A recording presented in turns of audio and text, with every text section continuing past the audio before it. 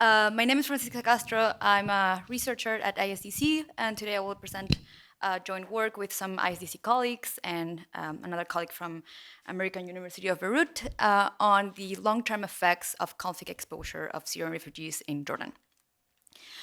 We know that social well-being is well impaired, but what people experience before displacement, and we know that refugees carry legacies of conflict exposure across borders, but the empirical exploration of this relationship hasn't really developed quite well in the last few years. There's a lot of conflicting findings about some negative effects that refugees might find when exposed to conflict in their destination location, and also some positive effects sometimes on social cohesion. So given that conflicting results, we wanted to explore a little bit more how the exposure of conflict at the origin location affects the well-being of refugees after the displacement. And for this, we study Syrian refugees in Jordan. And the key contribution that we want to make in this paper is to understand how conflict exposure intersects with other vulnerabilities and other challenges, notably climate change, but also gender composition or gender vulnerabilities that refugees might hold. And the context for this, as I mentioned before, is Syrian refugees in Jordan. And we know that, I don't have to introduce you much to the context, but refugees in Jordan represent the second highest number of refugees per capita in the world. And refugees mostly locate in Jordan in two main camps, Zatari and Azraq. And also we have host communities across the 12 governorates in Jordan. And what we do here is that we partner up with UNHCR, who has an amazing capacity of data collection and administrative data.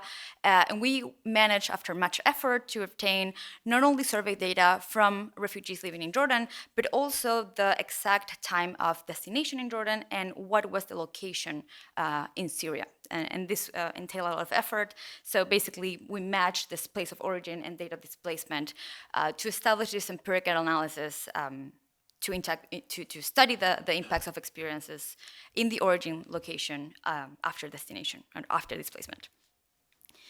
And what we do here, as I introduced you before, we use the vulnerability assessment framework, the BAF survey that was conducted in late 2023. And this survey is a representative survey of refugees living in Jordan, not only Syrian refugees, but Syrians represent along 90% of the sample.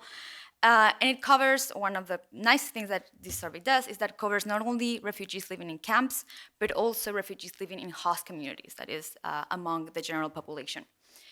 And this survey is a very long survey, has very detailed measures of social well-being, mental health that we later use for the analysis, and also other valuable household information.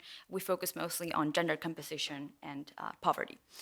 And then we match this data with conditions before displacement in Syria, specifically data on conflict events and fatalities from UCTP, and also remote sensing data on environmental conditions. So we're able to do this merge between survey data and also local data from the origin location. And one of the things that I wanted to reinforce with this is that our data and our empirical strategy leverage on this variation of conflict exposure and conditions on the origin. And here on this map, we can see how conflict intensity varies largely within Syria, with localities like rural Damascus, Aleppo, Homs being the most affected by conflict. But we don't only have variation on exposure to conflict, but also on the timing of the conflict and the timing of displacement.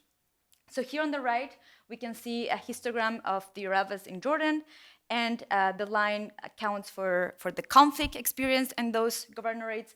And we see that, of course, there are patterns. People usually move after experiences large waves of conflict. But if we see the yearly trends across governorates, we see that there's a lot of variation between when people moved and when they experienced conflict in that governorate. So here, this is the main advantage of this data is that we use this variation not only when people moved, but also people that moved at the same time experience different levels of conflict depending on the governorate where they lived. And the outcomes measures that we use with this study are mainly three, all of them pointing out to different measures of social well-being. So on the one side, we use life satisfaction as a measure of overall well-being. We also use social trust, and we use social safety nets to measure basically the protective network of the individuals. And those are the three main dependent variables that we use in this study. And we want to explore how conflict at the origin location affects these three measures. So without further ado, I will go to the results. As I mentioned before, the survey is quite rich. We have a lot of different results, and every time that we estimate a new analysis, we wanted to check even further. So I hope I don't make you a little bit overwhelmed with the quantity of results that we have, but it's also very interesting. So on the one side, we first examined both events, conflict events and conflict fatalities separately on our three main outcomes. Conflict events just as the count of events that people experience in Syria, and conflict fatalities as the amount of fatalities that they experience in the governorate until time of departure. And we see here that there's not much going on with conflict events. It doesn't seem to move the needle quite much in our three main outcomes, but a different story, we can see a different story in conflict fatalities, right? We see how conflict fatalities diminishes life satisfaction and diminishes social safety nets. So here, we decided to focus only on conflict fatalities for subsequent analysis. Apparently, that's the thing that it's moving or worsening social well-being of refugees, not merely the exposure to conflict, but also how deadly that conflict was. So then we focus on solely conflict fatalities, and we want to see how conflict fatalities couples with other situations of discomfort, in this case, environmental stressors. So basically people living in Syria that also experience environmental shocks, specifically droughts, how this effect of conflict fatalities compound with the effect of environmental stressors. And we see that environmental stress amplifies the negative effect of conflict fatalities, specifically on social safety nets. So basically, if a refugee comes from an area that was high in conflict fatalities and at the same time experience environmental shocks upon departure, specifically droughts, their social safety nets become more impaired than otherwise. We also hypothesize in the paper, and it's one of the main results, what are the mechanisms through which conflict fatalities affect social well-being. And of course, mental health, according to literature, appears like a very important factor through which conflict fatalities or conflict exposure in general affects social well-being. And we wanted to explore then, using some measures of depression that are available in the survey, how the exposure to conflict fatalities negatively affects mental health, and how that affects the overall social well-being. And we find that conflict fatalities significantly increases depressive symptoms for the overall sample. But when we examine the exact mechanism through which conflict fatalities might affect our three outcomes through depression, we find that depression strongly reduces all social well-being outcomes. But interestingly, depression mediates more than 76% of the negative effect of conflict fatalities on life satisfaction. So depression is a strong mediation through which conflict fatalities affects social well-being. And that points out, and it's useful in terms of policy relevance, because if we have to think about interventions, we know that tackling mental health is a key intervention that needs to be addressed if we want to improve social well-being of refugees that experience conflict in their place of origin. We also try to explore whether we see different effects depending on the setting where refugees live in Jordan. So here we study refugees living in camp versus non-camps, that is, among host populations. And we see that camp settings amplify the negative effects of conflict fatalities, especially on social safety nets. And this was something that surprised us, because we thought that maybe people living in camps had a little bit more protection in terms of social safety nets. Maybe they're living closer together with other refugees, maybe have a stronger social safety net. But we don't find that evidence with the survey data that we manage. People living in camps, here this coefficient, they have worse social safety nets than people living among the host populations. We also want to explore the effects of gender and how gender might amplify some of these negative effects. And also, contrary to our expectations, we found that men and women show similar responses to conflict fatalities across all social outcomes.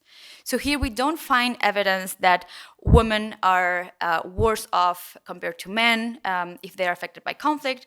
Men and women are affected similarly across these outcomes. We don't find differences.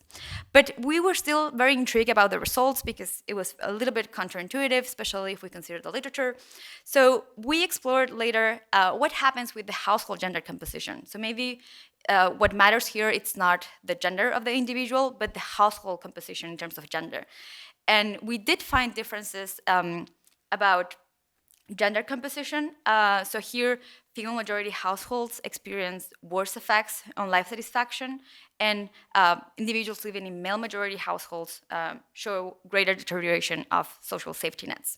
So here, this points to maybe that individual's gender, it's not telling the whole story, and that we should also consider household gender composition when exploring the effects of conflict on well-being.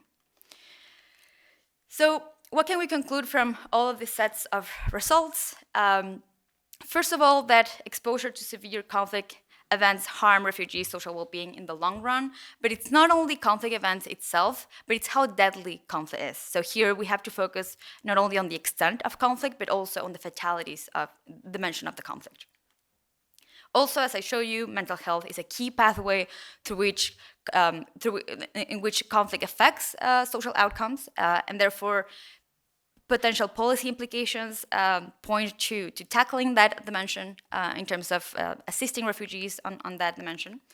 And also that the impacts worsen where crises overlap. So here, these compound effects of the effect of fatalities coupled with environmental stressors, following this polycrisis literature. Also, that the gender composition of the household plays an important role, and maybe not only individuals in female majority households, but also individuals living in male majority households should be assisted, especially in terms of social safety nets, and that it matters where a refugee lives. We know that refugees living in camp settings are way more impaired in terms of social outcomes compared to individuals living in the host population setting. If you want to read more about this, recently our donor Accept published a policy brief based on this paper that you can find on their website or scanning the QR code here. This is a summary of like our 100-page paper where we show these results and a bunch of robustness checks. In case you're interested, we can talk about that in the Q&A. Thanks a lot for listening, and I'm looking forward to your comments.